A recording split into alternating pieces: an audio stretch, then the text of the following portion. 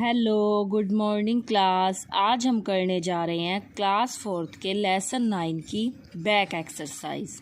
Half exercise तो बेटा मैं आपको करवाई चुकी हूँ, तो बाकी की हाफ एक्सरसाइज आज हम इस वीडियो में करने वाले हैं।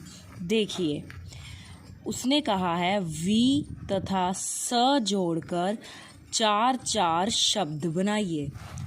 कोई 4 शब्द ऐसे बनाने हैं जिसमें वी आए, जैसे कि एक मैंने बनाया वी से विजय, एक मैंने बनाया वी से विरोध, एक वर्ड हम बना सकते हैं वी से विमुख, और एक वर्ड हम बना सकते हैं वी से विशेष। आप अपनी तरफ से भी बेटा कोई 4 वर्ड्स इसमें लिख सकते हैं जो वी से स्टार्ट होते हो, या फिर ये वाले भी लिख सकते हो। आगे देखिए बेटा, अब हमें कोई 4 शब्द ऐसे बनाने हैं जो स से शुरू होते हो। स से बेटा हमारा बनेगा सपरिवार, सप्रमाण, सकुल, सकुशल। इस तरीके से हम इसको कर सकते हैं। आगे देखिए बेटा, दिए गए शब्दों में ज के नीचे नुक्ता मीन्स बिंदी लगाइए, फिर पढ़िए। जैसे कि मज़ा क्या आती है ज पे बिंदी, राज ज पे क्या आएगी बिंदी, आवाज ज पे क्या आएगी हमारी बिंदी, सजा, जमीन, कागज। इस तरीके से हम इन पे क्या लगा सकते हैं बिंदी। आगे देखिए, वाक्य के पूरा होने पर पूर्ण विराम। ये साइन बेटा पूर्ण विराम का होता है। जब भी कोई एक लाइन पूरी हो जाती है तो हम क्या लगा सकते हैं पूर्ण विराम। आगे देखिए बेटा, प्रश्न पूछने पर प्रश्न सूचक चिन्ह, यानी अगर कोई क्वेश्चन पूछा गया है तो उसके एंड में हम क्या लगा सकते हैं क्वेश्चन मार्क। आगे देखिए, थोड़ा रुकने पर अल्प विराम। जैसे मैं कहूँ राहुल, नेहा, थोड़ी देर के लिए रुकी ना इन दोनों शब्दों के बीच में, तो मैं क्या लगा सकती हूँ कोमा। उसको ही हम क्या बोलते हैं अल्प विराम। तथा किसी के कथन को ज्यों का त्यों लिखते समय क्या लगा सकते हैं उद्धरण चिन्ह। जैसे कि ये हमें कोई बात कहनी होती है ना, यहाँ से स्टार्ट की और जब क्लोज करनी होती है तो इस तरफ उसके कोमास का प्रयोग किया जाता है। इन वाक्यों में सही विराम चिन्ह लगाइए। देखिए, तुम धरती के कौन से भाग से आई हो।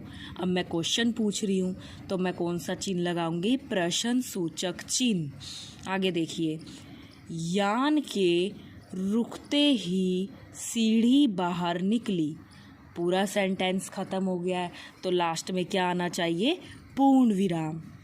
अंकुर, नेहा, प्रिया और सोनू खेल रहे हैं। अब मैं अंकुर, नेहा और प्रिया के बीच में थोड़ी थोड़ी देर के लिए रुकी, इसलिए कौन सा विराम आया अल्प विराम। और लास्ट में जब वाक्य कंप्लीट हो गया तब कौन सा चिन्ह लगाया मैंने पूर्ण विराम। उसका नाम ही है पूर्ण विराम, मतलब पूरा हो गया वाक्य, इसलिए लास्ट में हम क्या लगा देते हैं पूर्ण विराम। माँ ने कहा आज पूर्णमासी है, तो आज पूर्णमासी है, ये ज्यों का त्यों लिखने के लिए कौन सा चिन्ह लगा सकते हैं उद्धरण चिन्ह। और लास्ट में हमने क्या लगाया पूर्ण विराम। देखिए, इसमें कुछ इंटरेस्टिंग फैक्ट लिखे हुए हैं जो हमें पता होना चाहिए। देखिए, भारत से 2008 में चंद्रमा पर भेजे जाने वाले यान का नाम क्या था। जो चंद्रमा पर भेजा गया था 2008 में, उसका नाम था चंद्रयान 1। आगे देखिए बेटा, अंतरिक्ष अन्वेषण के समय अंतरिक्ष यात्री extra vehicular mobility unit suit पहनकर बाहर जाते हैं। अंतरिक्ष में सबसे अधिक स्पेस वॉक करने वाले अंतरिक्ष यात्री कौन थे। अनातोली सोल्वियो। आगे देखिए, समुद्र के अध्ययन के लिए भारत द्वारा छोड़े गए उपग्रह का नाम क्या था? ओशन सेट था बेटा। देखिए आगे देखिए बेटा, कल्पना कीजिए कि किसी रात को चांद से आपकी मुलाकात हुई। मान लीजिए आप चांद से मिले, आपने चांद से क्या बातचीत की, उस बातचीत को संवाद के रूप में लिखिए। जैसे अगर मैं चांद से मिलती तो मैं क्या बोल सकती थी? मैं ये ज़रूर पूछती मेरे मन में, क्योंकि ये सवाल था कि आपको सब मामा क्यों कहते हैं। इंटरेस्टिंग भी है, सब चांद को चंदा मामा क्यों कहते हैं। फिर चंद्रमा ने उसका क्या आंसर दिया? क्योंकि सब बच्चों को मामा अच्छे लगते हैं, इसी कारण सब मुझे मामा कहते हैं। सबको मामा अच्छे लगते हैं, इसीलिए सब मुझे क्या कहते हैं? मामा कहते हैं। आगे देखिए, फिर मैं उनसे दूसरा क्वेश्चन क्या पूछ सकती थी? मामा तो माँ के भाई होते हैं। तो चंद्रमा ने क्या कहा? तो मैं भी तो धरती माँ का भाई हूँ। उन्होंने भी यही बात कही कि मैं भी तो धरती माँ का भाई हूँ, इसीलिए सब मुझे क्या कहते हैं? चंदा मामा। ये बेटा एक पैराग्राफ है, जिसे पढ़ के आपने इसके आंसर इसमें से चूज़ करने हैं। आपको इसमें से ढूंढकर जो इसके जो आंसर्स हैं वो अपनी नोटबुक में लिखने हैं बेटा। अब अगला लेसन देखिए बेटा आप। देखिए, स्वर्ग में हड़ताल। अब स्वर्ग में हड़ताल हो गई थी। स्वर्ग क्या होता है? जहाँ पर भगवान जी रहते हैं, जहाँ पर हमारे सभी के सभी भगवान रहते हैं। और वहाँ पर एक दिन हड़ताल हो गई। लेकिन बात क्या हुई होगी? चलो जानते हैं। देखो, नारद जी का प्रवेश। नारद जी आए एक बार, क्या हुआ? नारद जी ने क्या बोला? नारायण नारायण, अरे आज स्वर्ग में इतनी शांति कैसी? सबने सोचा, नारद जी ने सोचा, आज यहाँ इतनी शांति क्यों है? इतना सन्नाटा क्यों छाया हुआ है? कोई आवाज़ नहीं, कहीं कोई नज़र ही नहीं आता। उन्होंने देखा वहाँ पर कोई दूर दूर तक दिखाई नहीं दे रहा था। ना सिंहासन पर बैठे इंद्र नज़र आ रहे हैं, और ना ही नंदी और गणेश के साथ बैठकर शंकर पार्वती। उन्होंने देखा आज तो कोई दिखाई भी नहीं दे रहा, और हर तरफ शांति ही शांति है। ब्रह्मा जी भी आज अपने कमल पर विराजमान नहीं हैं। उन्होंने देखा आज तो ब्रह्मा जी भी नहीं हैं। चक्कर क्या है?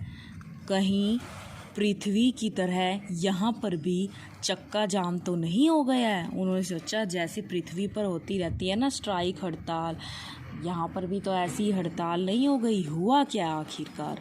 उन्हें एक गुफा के बाहर गणेश जी बैठे दिखाई पड़ते हैं। फिर उन्हें क्या दिखाई देते हैं?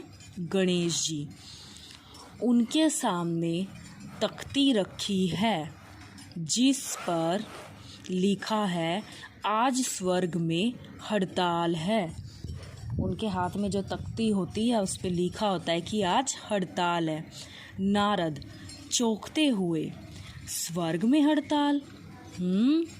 यही कारण है जो चारों ओर सन्नाटा छाया है। आगे देखिए, नारद गणेश जी के पास पहुँचते हैं। नारद, जय हो विघ्न विनाशक विनायक जी, विनायक की।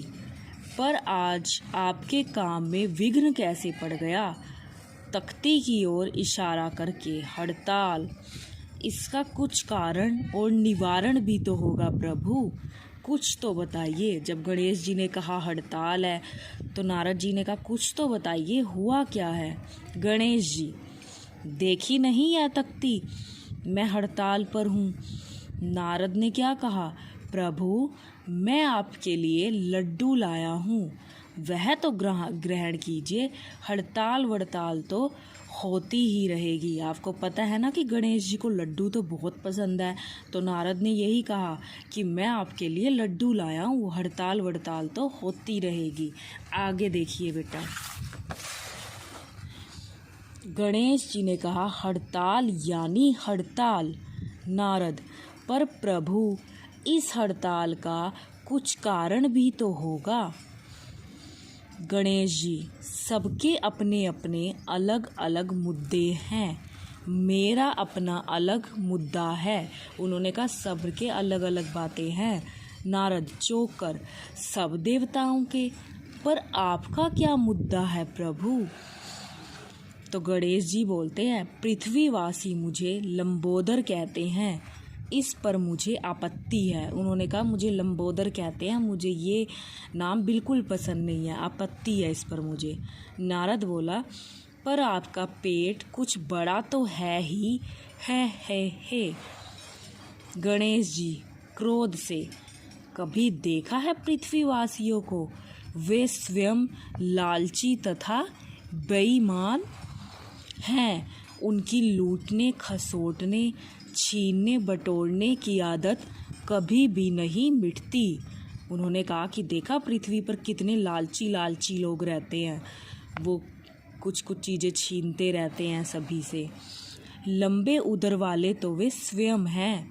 मैं नहीं कहलाना चाहता लंबोदर, इसलिए मैं हड़ताल पर हूँ। मीन्स उन्होंने अपना मुद्दा बता दिया कि मुझे लंबोदर कहलवाना बिल्कुल भी अच्छा नहीं लगता। नारद, नारायण नारायण, आपका मुद्दा तो सचमुच में लाजवाब है, पर और देवताओं के हड़ताल पर जाने का क्या कारण हो सकता है?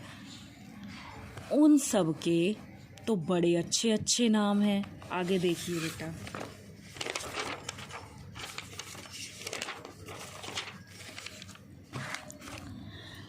गणेश जी, यह तो आप उन्हीं से पूछिए। नारद गणेश जी के पास से उठकर राजा इंद्र के पास जाते हैं, क्योंकि अब उन्हें गणेश जी का मुद्दा तो पता चल गया होता है। अब वो इंद्र के पास जाते हैं। नारद, दुहाई हो महाराज, आज कामकाज ठप क्यों हो गया है? इंद्र, आज हम सब हड़ताल पर हैं, मालूम है ना? नारद, पर महाराज आपका इतना सुंदर नाम है इंद्र, सुनते ही मानो वीणा के तार झनझनाने लगते हैं। लगता है इंद्रधनुषी वर्षा की फुहार होने लगी हो। आपके हड़ताल पर जाने की वजह तो समझ ही नहीं आती। उन्होंने कहा आपका तो नाम भी इतना अच्छा है, फिर क्या कारण है आपका हड़ताल पर होने का? इंद्र गुस्से से, तुम्हें अपने आसपास देखने की फुर्सत हो तो कुछ नज़र भी आए। ये वर्षा ही मेरे हड़ताल पर जाने का कारण है। नारद, वर्षा ही तो जीवन का आधार जल देती है। इस वर्षा के कारण आप हड़ताल पर हैं? इंद्र, हाँ, इसी के कारण।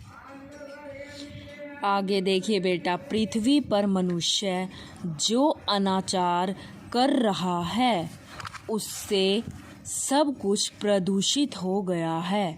उन्होंने कहा कि देखो पृथ्वी पर कितना प्रदूषण हो गया है। प्रदूषण से आसमान की नीली छतरी में छिद्र हो गए हैं।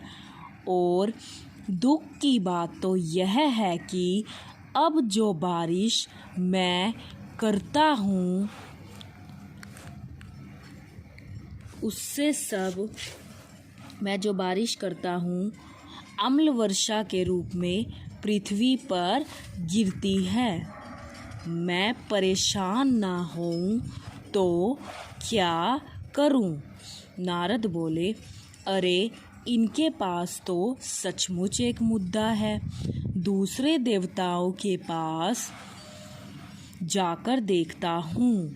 घूमते हुए आज स्वर्गलोक सचमुच में ही सूना है, इसलिए मधुर बंसी भी नहीं सुनाई पड़ती। क्या कृष्ण जी भी हड़ताल पर हैं? पता लगाता हूँ।